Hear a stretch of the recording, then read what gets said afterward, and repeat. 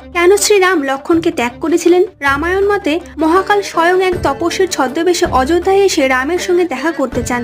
লক্ষণ তাকে রামের কাছে নিয়ে গেলে কাল জানান শ্রীরামের সাথে তার কিছু গোপন বক্তব্য আছে, কেউ যেন কক্ষের প্রবেশ না করে, আর যদি কেউ প্রবেশ করেন তাহলে রাম তাকে ত্যাগ করবেন। ভগবান শ্রীরামকে নিজের আত্মপরিচয় প্রকাশ করে কাল জানান স্বয়ং ব্রহ্মা তাকে পাঠিয়েছেন, জানিয়েছেন মর্তে তার কাজ পূর্ণ হয়েছে, অতএব এবার যেন তিনি স্বর্গে প্রস্থান করেন। ঠিক এই সময় ঋষি দুর্বাসা উপস্থিত হন অযোধ্যায়, দেখা করতে চান রামের সঙ্গে। লক্ষণ তাকে অপেক্ষা করার অনুরোধ জানালে ক্রুদ্ধ হন ঋষি, বলেন রামের সঙ্গে দেখা না করিয়ে দিলে অভিশাপে সমগ্র অযোধ্যাবাসী সর্বনাশ করবেন তিনি। নিরুপায় হয়ে লক্ষণ রামের কাছে গিয়ে জানান দুর্বাসার আগমনের কথা। ঋষি দুর্বাসার সাথে দেখা করার পর শর্ত অনুসারে লক্ষণ সরযূর তটে যোগ বলে প্রাণ ত্যাগ করেন। এরপর রামও স্থির করেন তিনিও এবার দেহত্যাগ করবেন, তাই তিনি অযোধ্যার সিংহাসনে সমর্পণ করতে চান ভরতকে। কিন্তু ভরত ও শত্রুঘ্ন রামের অনুগমনে দৃঢ় প্রতিজ্ঞ ছিলেন বলে সরযূর তটে তিন ভাই একত্রে দেহত্যাগ করে বৈকুণ্ঠে ফিরে যান।